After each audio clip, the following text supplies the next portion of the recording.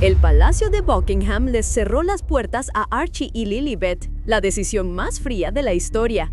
Agárrense bien porque esto no es chisme, esto no son rumores de revistas del corazón, esto es el mismísimo Palacio de Buckingham, el corazón de la monarquía rompiendo su silencio después de años de hacerse de la vista gorda.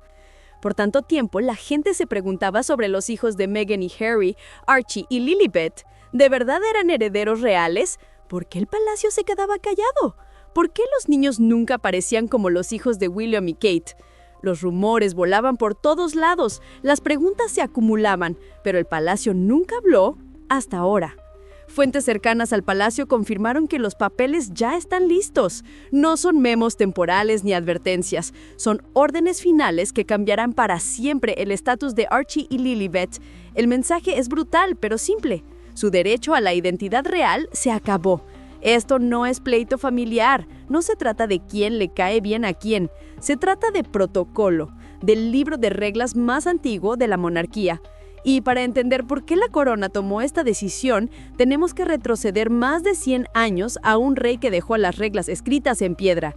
Las reglas que nadie puede romper. El año era 1917, Europa estaba en guerra y la monarquía enfrentaba presión para proteger su linaje de la confusión, los forasteros o las amenazas políticas. El rey Jorge V dio un paso al frente y emitió una declaración conocida como las Cartas Patentes. No eran palabras emocionales, no eran discursos apasionados, eran líneas secas y precisas de ley. Pero dentro de esas líneas había reglas que moldearon la monarquía por más de un siglo. Las cartas establecían exactamente quién tenía derecho a llamarse príncipe o princesa. Los requisitos eran estrictos. Primero, el niño tenía que ser de linaje real legítimo. Segundo, el nacimiento del niño tenía que ser reconocido y registrado por la corona misma. Y tercero, el niño tenía que estar formalmente conectado con la Iglesia de Inglaterra, sin atajos, sin excepciones. Por generaciones, estas reglas protegieron la monarquía. Se aseguraron de que los títulos reales no se repartieran como dulces en una piñata. Mantuvieron el linaje claro y la jerarquía segura. Y aquí está el problema. Cuando la corona miró a Archie y Lilibet, vio niños que, sin culpa alguna, no cumplían con todos los requisitos. Sus nacimientos, sus registros, incluso sus lazos con la iglesia dejaron grietas que no podían ignorarse. Por eso, desde el momento en que nacieron, el reloj ya estaba corriendo. La maquinaria real simplemente esperaba el día en que se movería. Ese día llegó. El certificado de nacimiento que levantó sospechas. Ese día comenzó en 2019 con el nacimiento del bebé Archie. Al principio todo parecía seguir el guión. Anuncios alegres, sonrisas públicas, un niño sano. Pero luego pasó algo extraño, algo enterrado en el papeleo. En el certificado de nacimiento de Archie, Meghan estaba registrada con su nombre legal completo, Rachel Meghan Markle.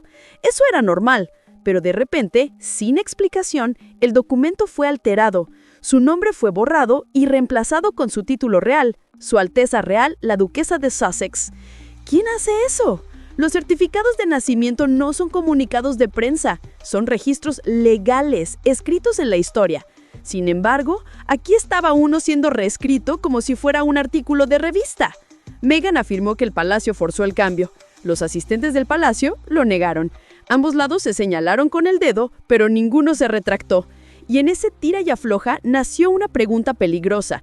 ¿Esto era sobre apariencias o sobre posicionar a Archie legalmente en el registro real? Porque una cosa quedó clara, la entrada del niño a la historia ya no era suave ni simple, era un desastre, cuestionada y rodeada de dudas. Y una vez que la duda entra en el registro, los cimientos empiezan a quebrarse. El nacimiento que el palacio ignoró por completo.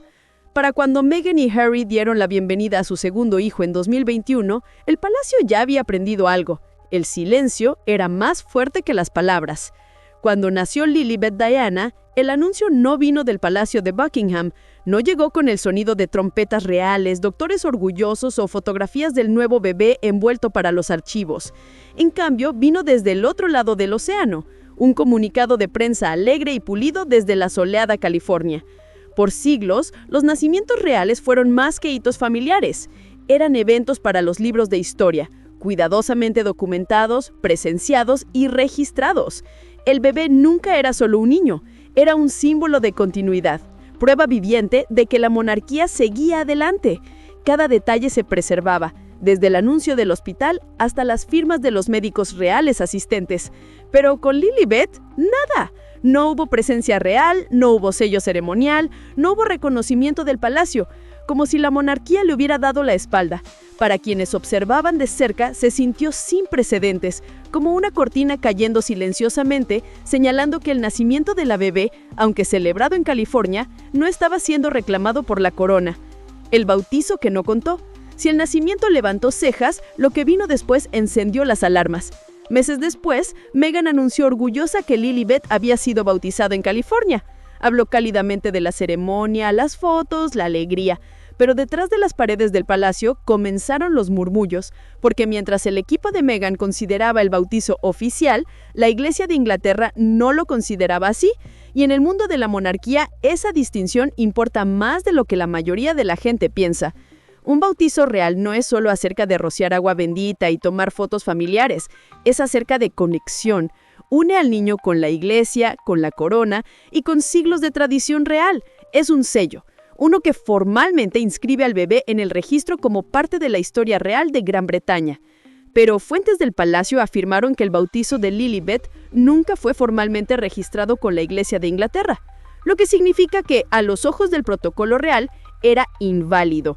Una ceremonia sin reconocimiento. Y entonces, en lugar de fortalecer su lugar, lo debilitó. En lugar de cementar su vínculo con la monarquía, lo rompió.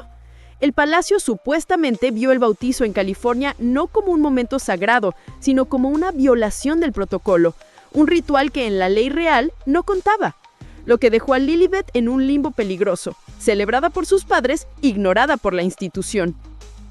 El imperio de Meghan construido sobre arena. Para Meghan, estas grietas no eran solo acerca de papeleo o registros de la iglesia, cortaban el corazón mismo de su identidad. Desde el momento en que entró al mundo real, su imagen se construyó sobre una base. Ella no era solo Meghan Markle, era Meghan, duquesa de Sussex, una madre real, y sus hijos no eran solo niños, eran herederos de la historia.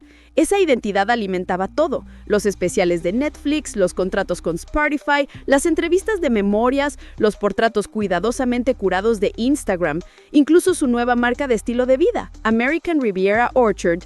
No estaba vendiendo frascos de mermelada y fotos de jardines, estaba vendiendo una vida tocada por la realeza. Pero ese brillo solo funcionaba si sus hijos llevaban el vínculo real. Sin eso, toda la fundación se desmorona, sin herederos reales, sin madre real. Solo una pareja de Hollywood tratando de aferrarse a una corona que ya no los quería. Y detrás de los portratos suaves, la marca pulida y la imagen pública cuidadosamente manejada, Meghan enfrentaba un miedo que no podía ocultar. Sin linajes reales que transmitir, ¿qué más sea diferente de cualquier otra celebridad en California? Las súplicas desesperadas de Harry. Para Meghan, estas grietas en el protocolo amenazaban su marca, pero para Harry esto era personal, esto era sangre. Fuentes cercanas al palacio susurran sobre noches largas cuando Harry levantaba el teléfono llamando de vuelta a la misma familia de la que se había alejado. Su voz no era calmada, no era pulida, era emocional, suplicante. Les rogaba que reconsideraran, rogaba que el futuro de sus hijos fuera escrito en el registro real. Quienes conocen a Harry dicen que él creía que podía vivir como el hijo que se fue y el padre de niños que permanecerían reales. Pensó que renunciar a los deberes no borraría su linaje. Pensó que sus hijos aún llevarían el nombre Windsor adelante, no importa cuán lejos pareciera California de Londres. Pero cuando trató de explicar, cuando trató de exponer su caso, la respuesta que recibió fue fría como el hielo. Un asistente del palacio supuestamente redujo sus súplicas a una sola frase: esto no se trata de emociones, esto se trata de orden, linaje y el futuro de la corona. Para Harry fue como ver el piso desvanecerse bajo sus pies. Ya no estaba solo distanciado de su padre y hermano. Era un príncipe cuyos hijos estaban siendo borrados de la misma institución que le dio su identidad. Y la sentencia final, Archie y Lilibet pierden todo. Sin títulos de príncipe, ni princesa, ni roles ceremoniales, ni lugar en la línea de sucesión, ni seguridad financiada por la corona, ni reconocimiento en los libros oficiales de historia de la monarquía. Suena pequeño, solo palabras, solo nombres, pero en el mundo de la realeza los títulos lo son todo. Son las llaves del legado, del reconocimiento, de pertenecer a una historia centenaria de la corona. Sin ellos, los nombres de Archie y Lilibet quedan despojados de peso. De príncipe Archie a solo Archie. De princesa Lilibet a solo Lilibet. Y aunque esto no es temporal, es permanente. El palacio ha archivado los documentos, los libros de registros están siendo reescritos en tiempo real y en esas páginas los hijos de Meghan y Harry simplemente fueron borrados. El silencio más cruel. Durante años, Meghan y Harry construyeron su imagen como los rebeldes reales. Dieron entrevistas, firmaron contratos, contaron su historia al mundo. Cada escándalo, cada documental parecía alimentar esa identidad. Pero aquí está la verdad. Solo puedes ser un rebelde si la corona todavía te reclama. La monarquía entendió esto. Por eso nunca gritó a través del Atlántico, nunca respondió a cada tormenta mediática con palabras. En cambio, se quedó callada, paciente, observando. Y cuando llegó el momento correcto, actuó quirúrgicamente,